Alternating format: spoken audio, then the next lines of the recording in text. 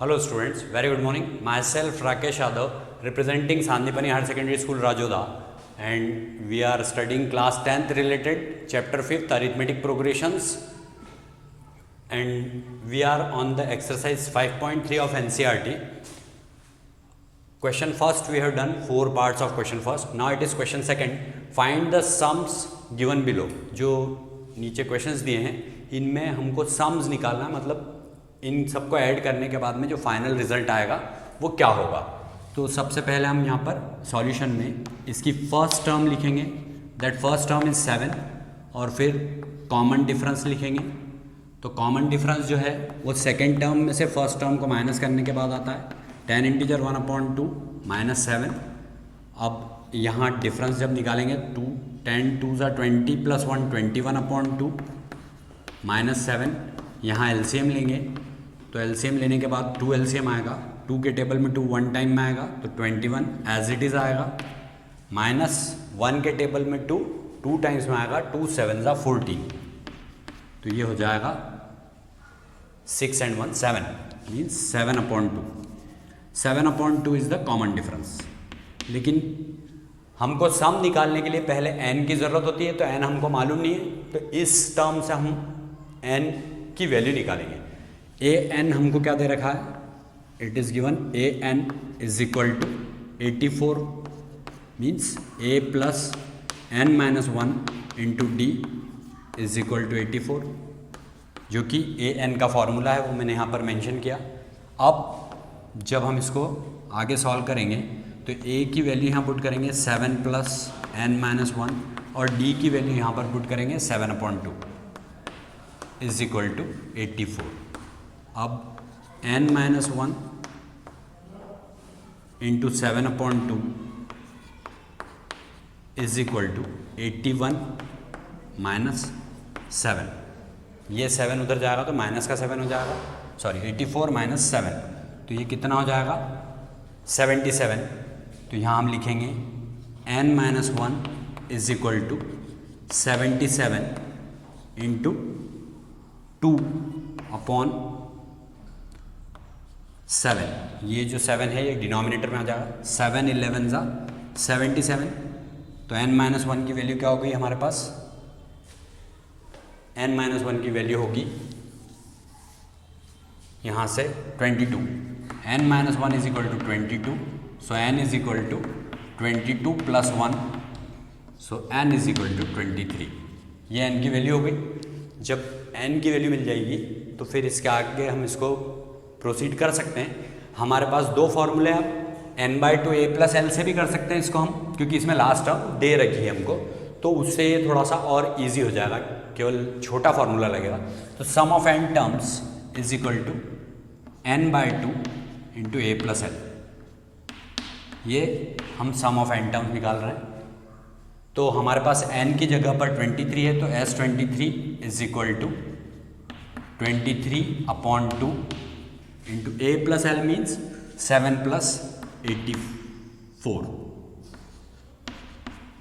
जब हम इसको ऐड करेंगे यहाँ 23/2 लिखेंगे और इसके साथ इंटू में यहाँ क्या हो जाएगा 91। इसका इंटू करना पड़ेगा, तो 23 और 91 का हम इंटू करेंगे।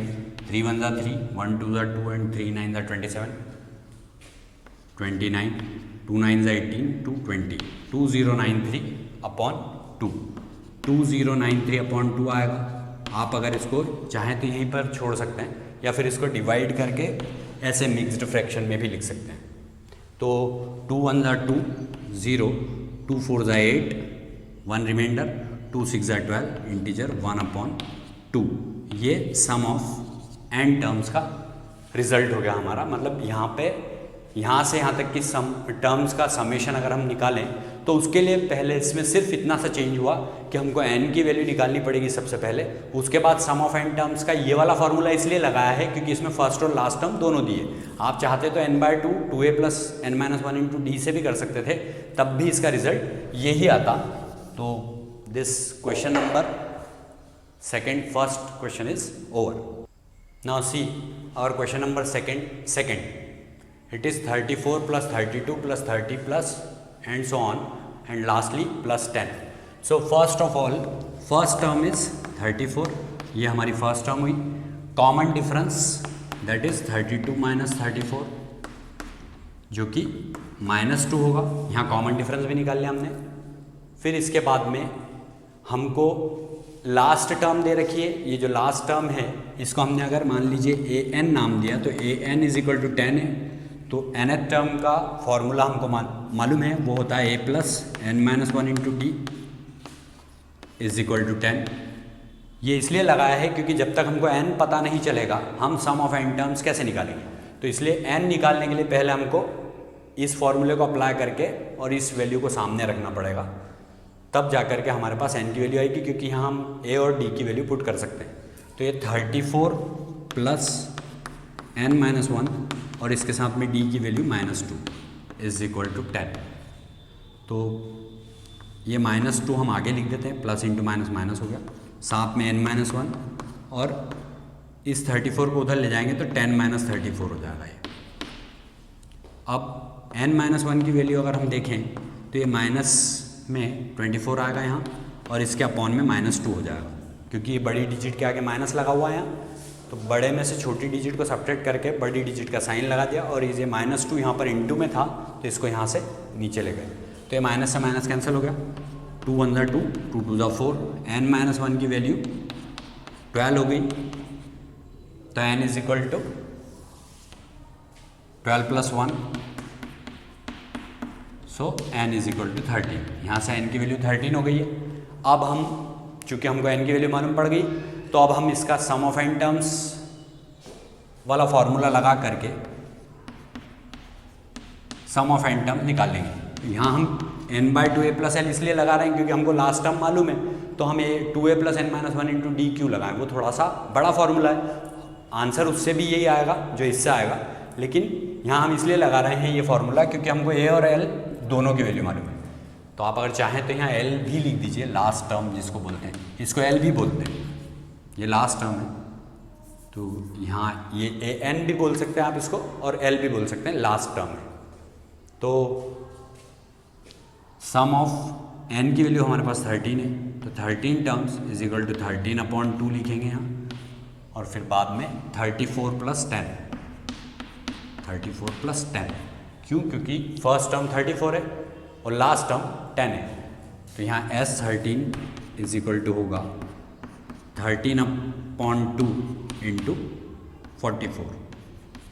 34 और 10 44 हो गए. अब इसको 2 से कैंसिल कर सकते हैं हम. 2 × 2 = 4, 2 × 2 = 4. तो सम ऑफ 13 टर्म्स जो है वो 13 × 22 हो गई. अब 22 और 13 का अगर हम इंटू करें तो 13 × 2 = 26, 13 × 2 = 26 एंड 2 28. तो इसके सम ऑफ 13 टर्म्स का फॉर्मूला लगाने के बाद में इसको सॉल्व किया तो 286 हमारा रिजल्ट हो गया. तो ये summation of all the 13 terms, starting 13 terms of an AP निकल गया. Second question is over. Now see third question of question second, value of a. यहाँ पर भी हमको सम ऑफ n टर्म्स निकालना, तो सबसे पहले n निकालना पड़ेगा वैसे ही. तो फर्स्ट टर्म तो हमारे पास -5 है और कॉमन डिफरेंस मतलब -8 में से हम -5 को सब्ट्रैक्ट करेंगे तो कॉमन डिफरेंस जो होगा -8 + 5 हो जाएगा. तो d की वैल्यू कितनी हो गई? -3. ये कॉमन डिफरेंस हो गया. फिर an जो है वो हमको -230 दे रखा है, इसको हम लास्ट टर्म भी बोलते हैं, तो इसको = में l भी लिख देंगे हम. यहाँ a + n - 1 × d का फॉर्मूला लगाएंगे, =-230 लिखेंगे. फिर a की वैल्यू जो है वो -5 है, -5 + n - 1 और d की वैल्यू हमारे पास -3 =-230. अब ये -5 इधर से LHS से RHS में शिफ्ट करेंगे तो ये प्लस का 5 हो जाएगा. ये यहाँ माइनस है, ये RHS में जाएगा तो प्लस का हो जाएगा. तो -3 अपन स्टार्टिंग में लिख देते हैं, इसके साथ n - 1 =-230 + 5. तो -230 + 5 मतलब एक जगह माइनस एक जगह प्लस होता है तो क्या करते हैं हम सब्ट्रैक्ट करते हैं, घटाएंगे. तो 230 में से 5 जाएगा, माइनस का 225 आएगा क्योंकि बड़ी डिजिट के आगे माइनस लगा हुआ है. -225 अपॉन 3, वो भी माइनस का है, तो यहाँ क्या बचा n-1, क्योंकि -3 यहाँ इंटू में था इसके साथ, तो इधर डिनोमिनेटर में चला जाएगा, ये माइनस से माइनस कैंसिल हो जाएगा, 3 7 21, 3 5 15, तो n-1 इज इक्वल टू क्या आ गया 75, n-1 इज इक्वल टू 75 आया, then n is equal to 75 plus 1, तो n इज इक्वल टू 76 हो जाएगा। अब n की वैल्यू मिल गई हमको, तो अब हम सम ऑफ n टर्म्स का फॉर्मूला लगा सकते हैं। सम ऑफ n टर्म्स का फॉर्मूला होता है n/2 a प्लस एल। यहाँ a प्लस एल लगाने की हमको सुविधा है, because we are knowing all the values a and l, first term also and last term also, and we know now value of n also, because we have determined it, क्योंकि हम अब n की value भी निकाल चुके हैं।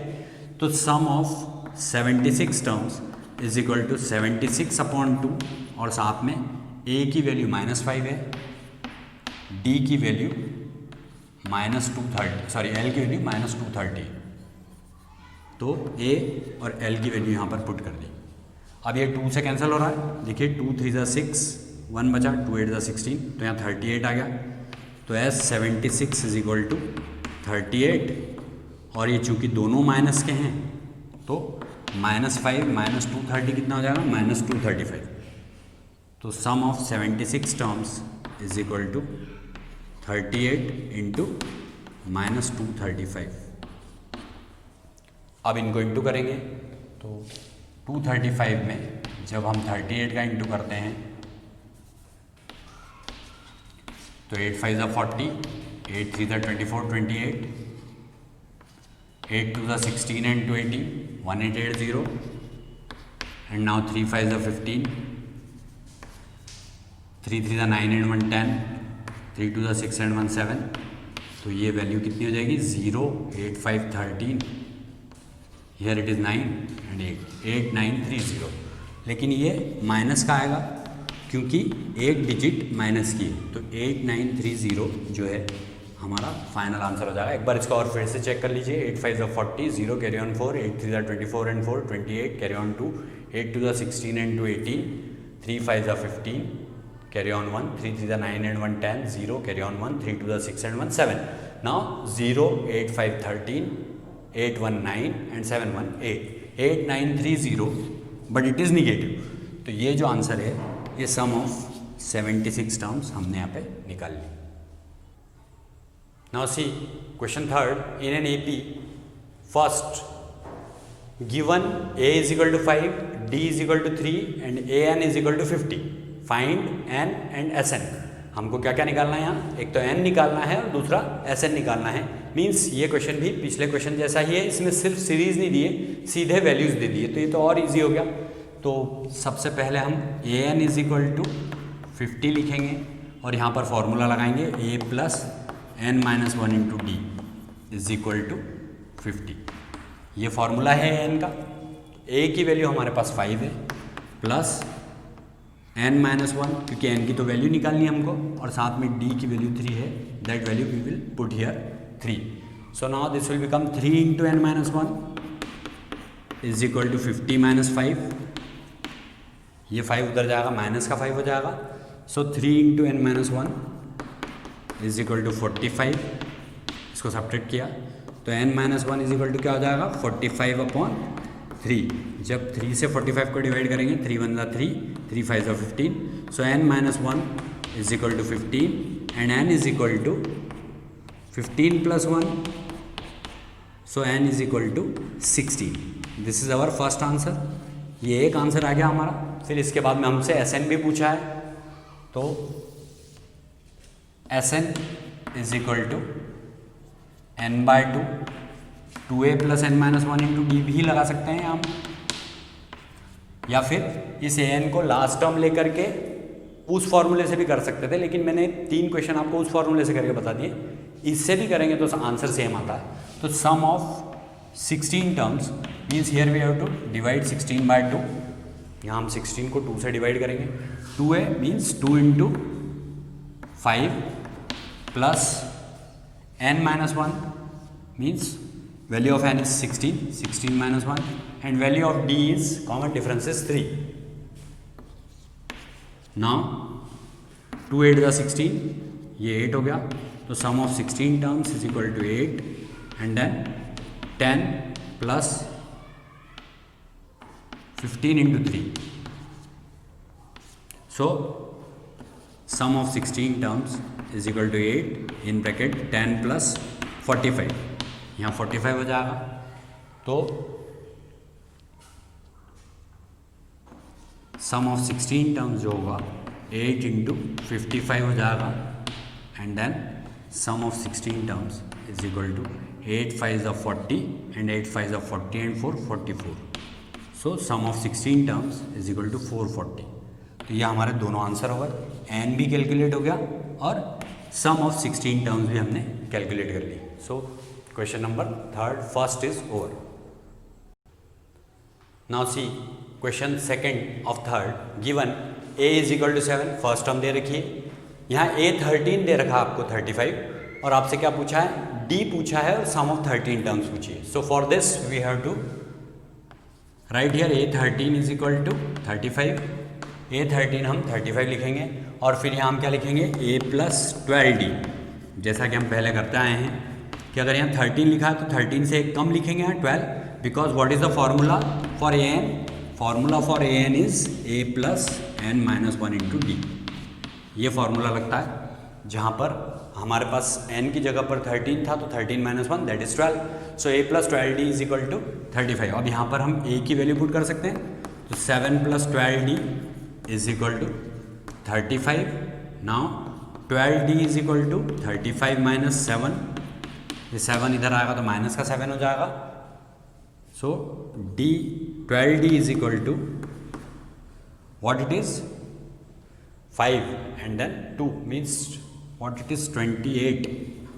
So d is equal to 28 upon 12. 28 and 7 that is 35. So 35 में से जब हम 35 में से 7 को सब्ट्रैक्ट करेंगे तो 28 आ जाएगा.